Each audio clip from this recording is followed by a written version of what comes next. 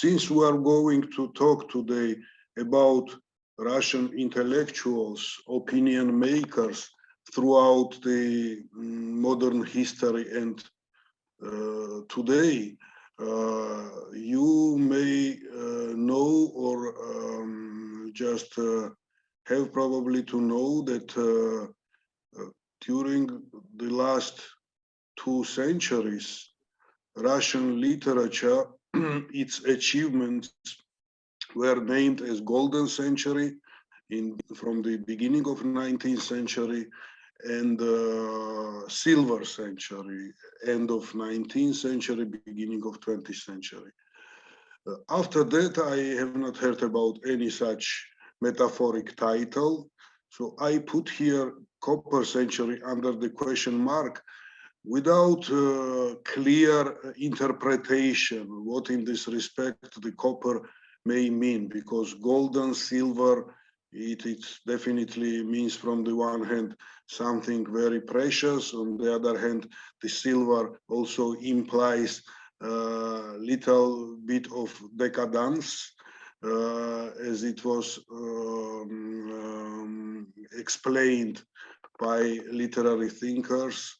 And copper maybe what provoked me to talk about possible copper century is that in one of the talk shows, Sergei Medvedev, who will be joining us tomorrow, famous writer, historian, journalist,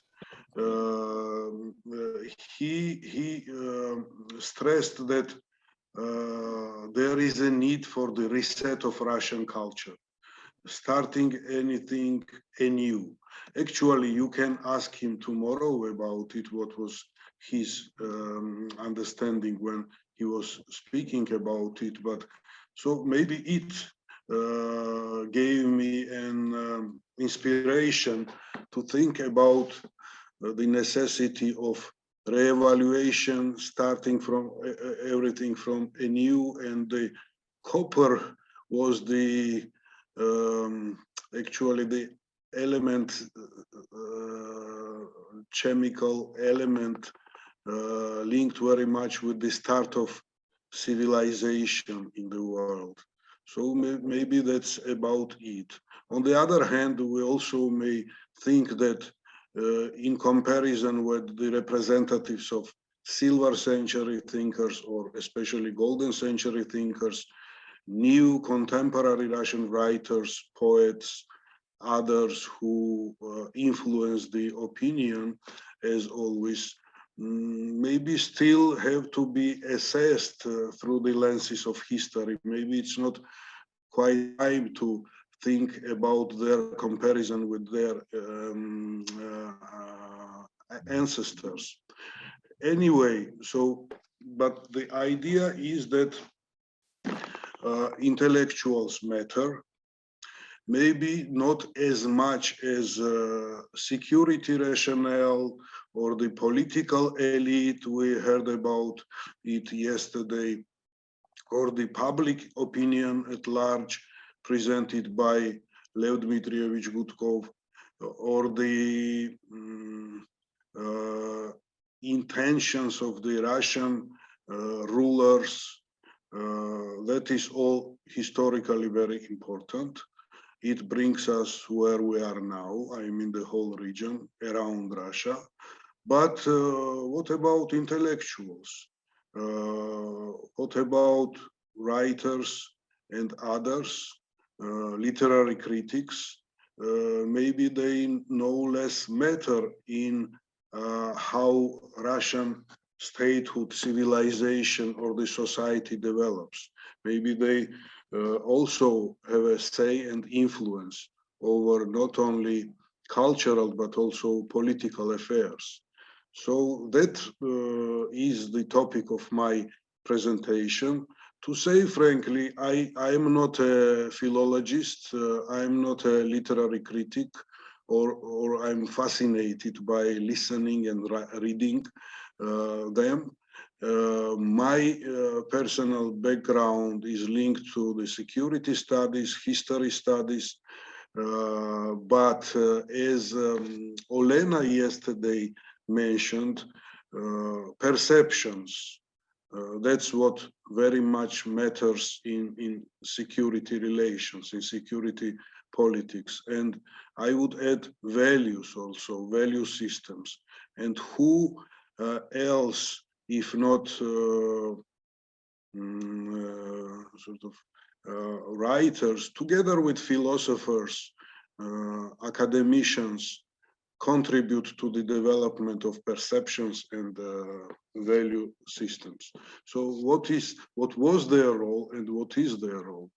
And again, as I mentioned, I think yes, Russia could be understood through different lens, but since discourses, symbols are important, then probably we have to keep in mind that those discourses and symbols are not created only by the politicians or official ideologists like Putin himself. And yesterday we mentioned his article on Ukraine, another his programmatic article about the World War, the Second World War. And as it is defined in Russian discourse, a great patriotic war. That is all very important to understand Russia, together with writings of his former ideologist Surkov, or what so-called systemic liberals in the government of Russia do and think. Regis Gente was very outspoken about it day before yesterday. But we also have to think about historical figures from the literature, from fine art, those whom we memorize, like Pushkin, Dostoevsky, Gertsen, what is their heritage, and the contemporary ones like Bykov, Dmitry Bykov, very interesting writer himself and literary critic, Akunin, Boris Akunin, who is of course a Russian writer, but with some Georgian origins. His original surname is Darchiashvili, or Viktor Pelevin, one of the best known postmodern writer, novelist in Russia. So these are independent thinkers. And what they are up to, what kind of ideas they project, that should also be kept in mind when we discuss modern Russia and its heritage, Russian civilization, if you will. Why it matters, and basically my presentation will consist of, again, three parts, kind of an ideational frame, why the topic matters at all, and what kind of theoretical background can be given to that. Then we will be discussing Russian historical discourses and the contribution of famous Russian writers in that. What was its relations with the imperialism Russian power elite was projecting, and how is the situation nowadays in this respect. So here you see Gaetano Mosca, one of the founders of the elite theories.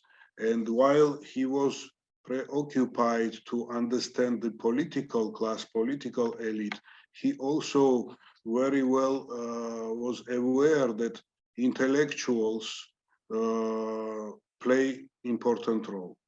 Oops, sorry for that. Here I boldened and expanded the font of few words in this writing. So autocratic, principle. That's what he developed. The political systems are run either by autocratic principle or the liberal principle, but the tendencies of composition of the ruling class is either aristocratic or democratic.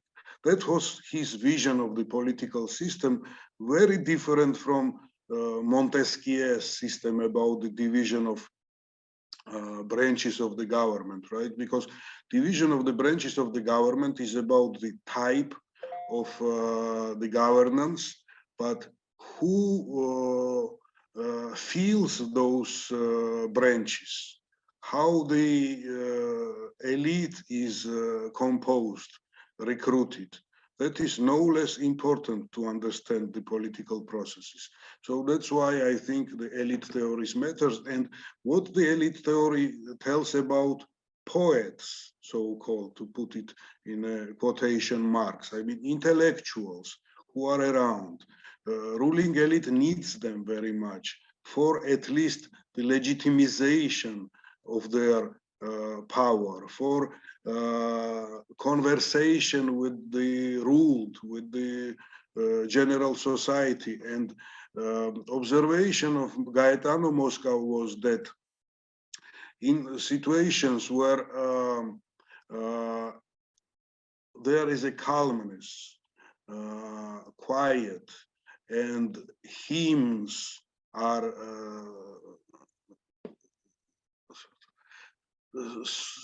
sung to rulers, it may tell that aristocratic ruling principle takes over everything, that particular families are praised very much and there is almost no opposition to them.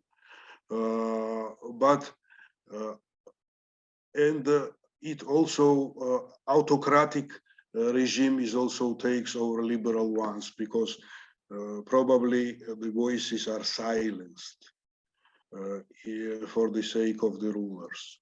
But if everybody talks about oppressed, and if there are very loud voices expressing concerns, disquiet, anxiety, then the democratic tendency, as Gaetano Mosca was saying, is reaching the risky level. So I think it's important observation. It can be taken as a frame to justify spending of time on the analyzing the place and opinions of intellectuals everywhere, but we particularly talk about Russia. So, and let's move further. So,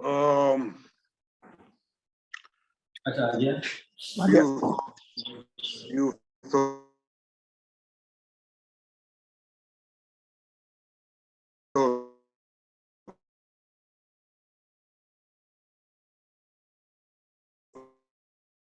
about what I was already saying, Russian intellectual class, and we will be discussing whether so-called intelligentsia, the word which Russians took from Polish thinkers may have taken it from German thinkers, but that was Russia where this word acquired a special popularity. So what it means, intelligentsia, and whether intelligentsia and the educated class are completely the same. We have also to talk about it. But whatever, for the time being, let me just talk about intellectuals, more neutral word. In Russia, we're never probably so detached from the imperial discourse. Yes, back in the second half or in the late 20th century, famous Russian dissident, also writer, very popular, increasingly popular at the end of the century, especially the background of the demise of the Soviet Union, was saying that probably the Soviet Union and Russia should be transformed in a way that only Slavic nations will remain somehow more or less together and others will go away. So was it quite anti-imperialistic? I'm not sure anyway, but we can just return to Solzhenitsyn's figure and role in the developments of or intellectual development of Russia or Russia discourse development. And there were also jokes, I remember, from the 90s of 20th century that, well, yes, Slavic unity will further develop, but the center will be Warsaw of it, not Moscow anymore. There were such jokes. Also sounds not imperialistic from the Russian side, right? Because these jokes were from Moscow new generation. But despite such sort of anti-imperialistic inclinations, by and large, I think what we see today, it is unprecedented discreditation of an imperial idea. Probably on the level of the tectonic shift, mental shift, which was connected with the communist ideology. But the communist ideology, which was by itself anti-imperialistic, then was in Russian version converted into Bolshevism, which led to the new imperialism. But now what we face, there is no desire, I think, of it, of sort of renovation of the imperial discourse and development of it among at least the mainstream Russian intellectuals.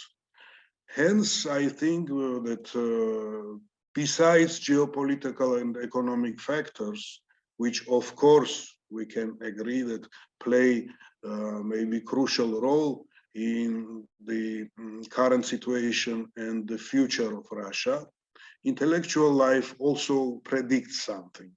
And I think the intellectual life and development of thought in Russia predicts that Russia will share the fate of Ottoman Empire or Austro-Hungarian Empire, the process which started at the end of 20th century, but as we see, it has not been finished. Though, yes, I end this remark with the warning that, of course, it's just hypothesis and thorough research is needed. And maybe when I shared my ideas with Russian colleagues, not all of them agreed. They still are more pessimistic in this respect, in the development of thinking in Russia than I am. And because I don't know how many of you are familiar with these faces, these days Mark Fagin's YouTube channel has a great popularity among Russians, but not only. And here I feature his the screenshot of his talk with. Basically, these are just photos taken from the internet. It's not a screenshot, but anyway, he was talking with Mark Lipovetsky, famous literary analyst who works in the United Kingdom, he is at Columbia University in the Institute of Russian Studies, and hardly modern Russian thought and literature can be analyzed without the participation of Mark Lipovetsky or without referring to Mark Lipovetsky's ideas. So yes, in this conversation, they talked about so-called Russism. That is also an intellectual product or ideological product. Mark Fagin was insisting that Russism is a new ideology developed under the Putin's patronage. Then they were speaking for Mark Lipovetsky. It was just a cultural phenomenon. It is cultural phenomenon, not an ideology in a classical sense. But anyway, so what is Russism? The word, as much as I know, coined by the Ukrainian journalist, but then popularized by American historian Timothy Snyder. Describing the sort of discourse of Russian ruling elite. So what is this? Whether it's ideology or discourse, Russism is from the one hand, it's a neo-traditionalism, which can be felt in other countries also. We know about right-wing populism, in Europe, and not only in Europe, plus aggressiveness. That is something peculiarly Russian. We heard about ressentiment, Gianodia talked about it, this resentment, anger developed against the West, which in Russian opinion somehow disrespects Russia, and so it breeds aggressiveness from Russian side in return. Plus this popularity, increased popularity of occultic ideas. They talked a lot about it, how popular the kind of black magic is in elite, but also widespread in the society, that book stores are full with literature, esoteric literature, and so on. So in conjunction, all these three elements constitute Russism, as Mark Lipovetsky and Mark Feygin speak. But my presentation is about the opposite thoughts. Yes, Russism may be promoted, maybe it is just poured on the unexperienced minds lacking critical thinking abilities from Russian TV sets all the time. We all know about it, but at the same time, there are real thinkers, intellectuals, liberal-minded people, and never ever I would argue they were so against of Russism and any form of imperialism in Russia as they are today. And that is important. Basically, Mark Lipovetsky and Mark Feygin are interesting examples of that, what I am saying about Russian intellectuals. Well, why that was so? Why now it is different than it was in the 19th century or 20th century? Well, because the world climate, world intellectual climate was different. Here, I just put as a expression of this historical climate, which I hope is just remains in history, at least in transatlantic area, as long as possible, if not eternally. Raymond Poincaré, the leader of the French Republic during the First World War. So his nickname was Poincaré War. That was a typical nationalist thinker. There is kind of an apocryphal sort of evidence about him hating Frenchmen, but praising France. So it also could be a peculiar explanation what the nationalism is. Nationalism does not care about individual representatives of its nation. It's just about the great ideas and sacrifice for these ideas. And that was the climate in the 19th century, 20th century. And that climate, of course, heavily influenced Russian thinking in those times. Of course, fueled further by this resentment Russians developed. So, Russian intelligentsia, and whether the word educated class and intelligentsia are the same or not. Piotr Struve, a very interesting thinker. He started with the entertaining socialist ideas, but ended in kind of a liberal camp. It's end of 19th century, beginning of 20th century. He was one of the active representatives of then Constitutional Democratic Party, which eventually supported white movement against Bolsheviks. And in 1909, Struve and others published very interesting volume, Vehi, where they wanted to explain what was the role played by intellectuals and what really their desirable role could be.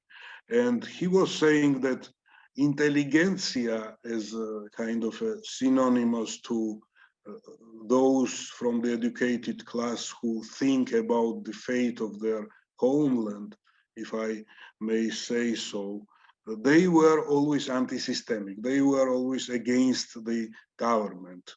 While educated class as such, it's something different. It's not necessarily linked to the opposition. But so these intellectuals representing intelligentsia who were basically against the Tsarist regime, right? What their thinking was about Russian Empire. And I think I would not say anything absolutely new if I mention that those representatives of, well, educated class or intelligentsia, they of course were against Tsarist regime. They were concerned with oppressive nature of it, but when it came to the foreign policy of Russia and the expansion of the empire, they by and large were sided with the ruling elite. Just few examples of that famous verse of Pushkin. He who had friendship with a Polish patriot and poet himself Adam Mickiewicz, but in 1830, when Poland revolted against Russian Empire, then he wrote this verse answering to Western European supporters of the Polish cause that it's not your business. We are Slavs, we handle this trouble ourselves, and the destiny already made a decision. So by and large, through these words, he supported extreme punishment of the Polish people by the Tsarist generals back in the 1830, 1831. Lermontov, another great thinker and poet and representative of Romanticism in Russia. His attitudes again towards Polish people. Polish people were always on the forefront of understanding the Russian imperial inclinations. Of course, we can find a lot about what Russian intellectuals were saying about Caucasian peoples or others, but I mean, Polish question was always the hottest one in European politics. So that's why I decided to stick to their attitudes towards Poland. Because again, on the other hand, Russia should have been the most cautious with regard of the Poland, because Polish cause had quite intensive support from other European nations, while Georgians or Armenians or others did not enjoy such support during the Tsarist Empire. So he shows kind of a diminutive, I would say, attitude towards Polish people. He even ridicules their politeness, seeing only hypocrisy in their politeness. So it shows what kind of nationalistic, stereotypical attitude this great poet had. In 1863, the Russian society, as Dmitry Bykov says, I am quoting him, united the last time in hatred against Polish people, in so-called Polonophobia. Dmitry Bykov also says that Polish people paid the same, paid with same to Russians, but anyway, that is not our topic of discussions, what Russian neighbors think about Russia, but the Russian attitude itself. And famous Dostoevsky, who is one of the most prominent Russian writers, he was writing back in '63 that Polish people hate us, they consider us savages, and so there will be no reconciliation in a foreseeable future between us and Polish people. Yes, and Lev Tolstoy, the most maybe anti-imperialistic thinker among Russian intellectuals. But again, we know his famous letter called to the Polish woman, because somebody from Poland wrote to him that he was not supportive of the struggle of Polish people against Russian oppression.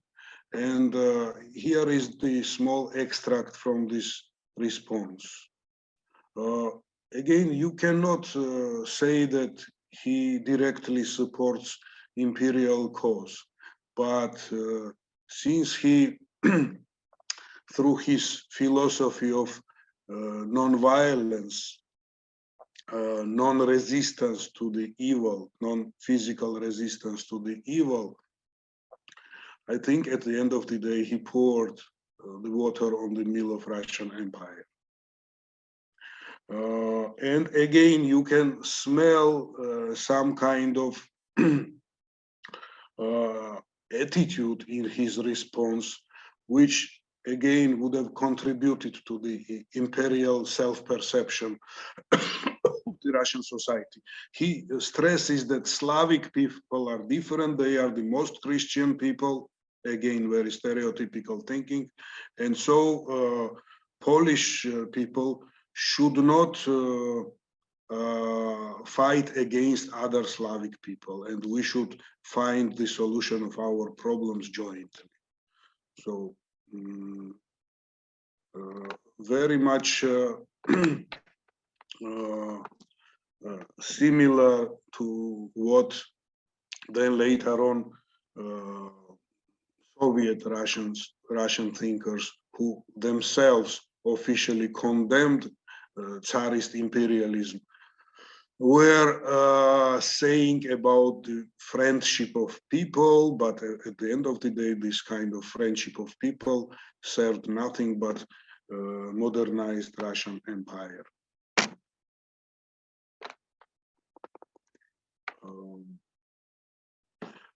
And Silver Century, different attitudes developed. Again, I'm relying here on Dmitry Bykov's analysis, who is a literary critic and knows much more about Russian literature.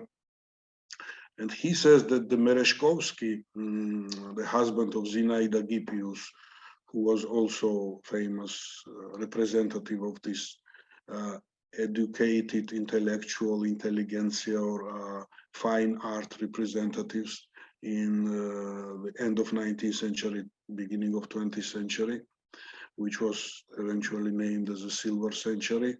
Merezhkovsky's philosophic pillar was Merezhkovsky was basically the philosophic pillar of the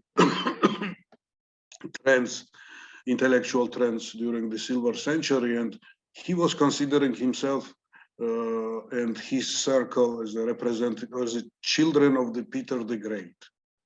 Well, again, I think that some kind of imperial elements are present here. And we have to remember that eventually he went to the Western Europe, praised Hitler, took money from Mussolini, and so on and so forth. And the most notorious maybe thinker or representative of the Silver Century, Alexander Blok, the least probably representing imperial thinking, very detached from politics. But still some of his verses, especially on Kulikovo field, Kulikovo was the historical site where in the 14th century Russians fought the war with the Mongols, and it is in the Russian historical textbooks praised as a milestone event in liberation of Russian nation, and so on and so forth. So he has verses on Kulikovo field, and then what he says here that about continuing war, and that his fatherland is sick with war, and he himself sees his place somewhere within this war. So it's vague. It's kind of a music. It's emotion. It's also representing the feeling of horror, but in no way it is anti-nationalistic or anti-militaristic. It's still unclear. So we don't see in him or in others a clear crusade against imperial Russia. So he somehow feels that it's destiny. One has to live with that, what's going on. And he was writing during the First World War and the Russian Revolution. Mayakovsky, also representative of the Silver Century. What is his attitude still against Polish people? That he ridicules Polish passport in his famous verse about Soviet passport. So here is a short extract from this verse. But the general idea is that, I mean, what a geographical novelty Poland is. So I do not think that such attitudes were helping somehow to get rid of imperial thinking, imperial stereotypes at all. And Joseph Brodsky, very famous Russian dissident, end of 20th century. There is very interesting account of his thinking written recently in July 2022 by literary critic, literary analyst Ekaterina Morgolis. And she sees in Brodsky, who was a fighter for individualism against oppression, dissident. He left the Soviet Union. So the person who was esteemed very high internationally. But at the same time, as Katerina Morgulis mentions, he showed, if not territorial, at least metaphorical, linguistic, and cultural colonialism, support for this colonialism. He bears it in himself. And you may know about his famous, scandalous poem about Ukraine. what he wrote back in the 90s. And very interesting, he wrote also a particular poem about his beloved woman who left him. And Margolis sees these two verses about Ukraine and about lost beloved woman in very similar terms. So she says that it is kind of aggressive possessiveness and resentment towards women and towards the neighboring Ukraine. So that was the heritage Russian intellectual thought bore somehow and brought up to nowadays. Kind of colonialist attitude, which can be found also in writings of Tolstoy, Lermontov. Yes, they praise very high the culture, the honorable essence of Caucasian peoples. It can be felt in Mtsiri of Lermontov, in Daimon of Lermontov, or Haji Murat of Tolstoy, but is not it still the kind of a colonialist attitude, resembling Rudyard Kipling's attitude towards India? I'm just putting a question mark. Of course, these writers are much bigger than just simple imperialists. They really belong to the world culture. I mean, they're what they wrote, but some seeds which eventually contributed to the empire building in Russia can be found in their writings, and that is no less important than sort of greed of political elite, some kind of economic or ideological or geopolitical considerations.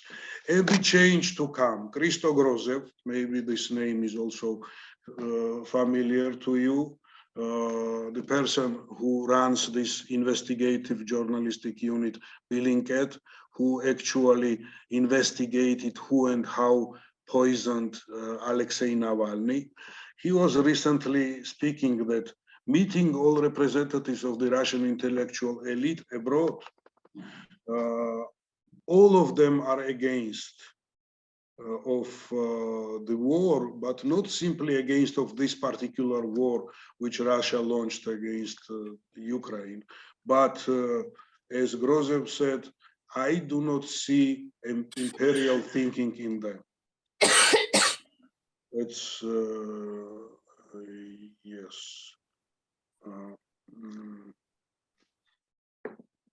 And who these people are? Novelists, journalists, scientists, singers, other stars. It may not be the whole educated class. I recently talked with one of the emigres from Russia, and she was telling me that, I mean, the universities in Russia are still full of the people who even genuinely support Russia's official attitude towards Ukraine. Yes, it may be so, but I think that the upper layer, real opinion makers, are increasingly against imperialism. The trend never existing before.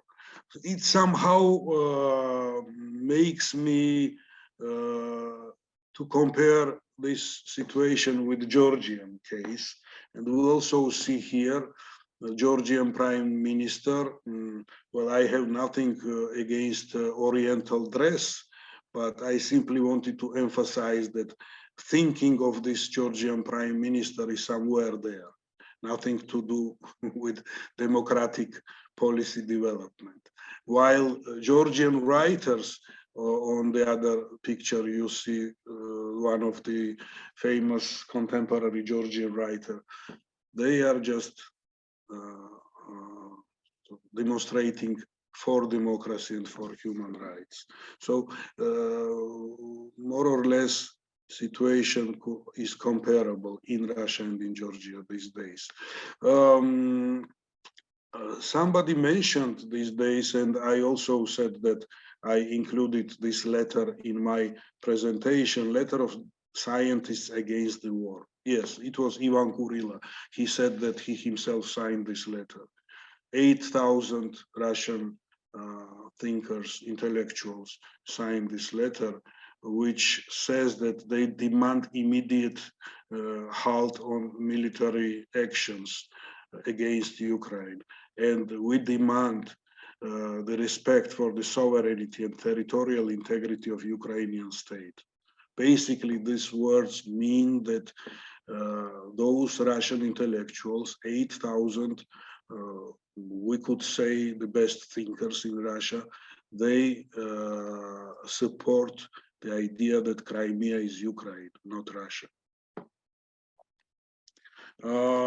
And few quotation from contemporary thinkers, writers, or whatever. Boris Akunin, again, how they come to this thinking, anti-imperial thinking. One cannot be loved forcefully. The state of Russian Federation is ending. Lyudmila Ulitskaya, also popular writer. You can read what she says. That the great project of Russia is coming to an end. Archaic schemes will fade away into the oblivion. Dmitry Glukhovsky, again, very popular novelist. He says that, of course, he's not against his people. He does not want Russian people to be defeated, but he wants regime to be defeated. And he wants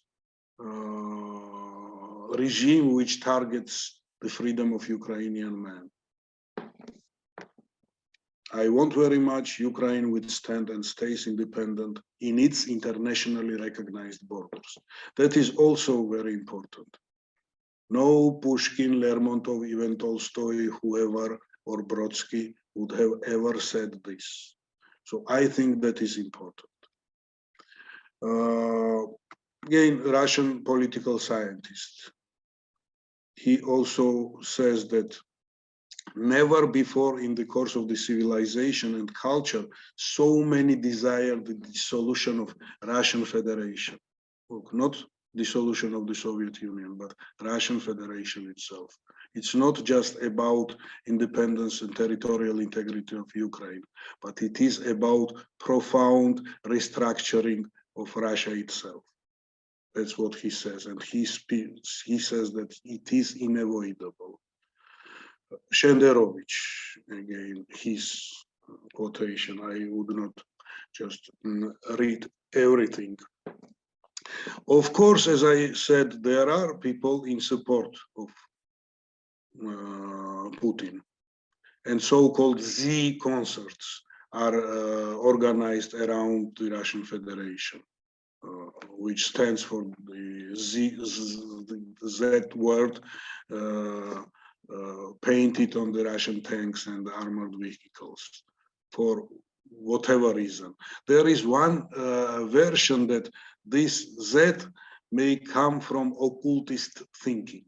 Again, nobody can tell for sure what it stands for, why Russian military are putting this letter on their armor. But anyway, Dmitry Bykov says that yes, there are such people who participate in these concerts, but by and large, it comes from literary complexes and lawlessness.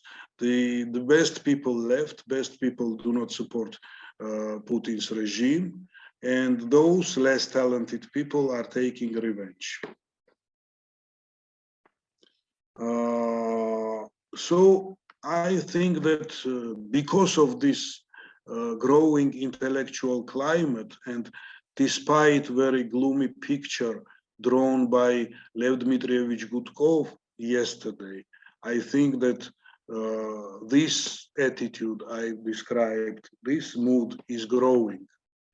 And there are many examples of that if there will be a question, I'm ready to continue talking about it. But what I see that from Shenderovich, who is also a very popular writer, who was a very famous journalist, who was the author of journalistic program Dolls, Kukli, back in the 90s, hated very much by Putin personally.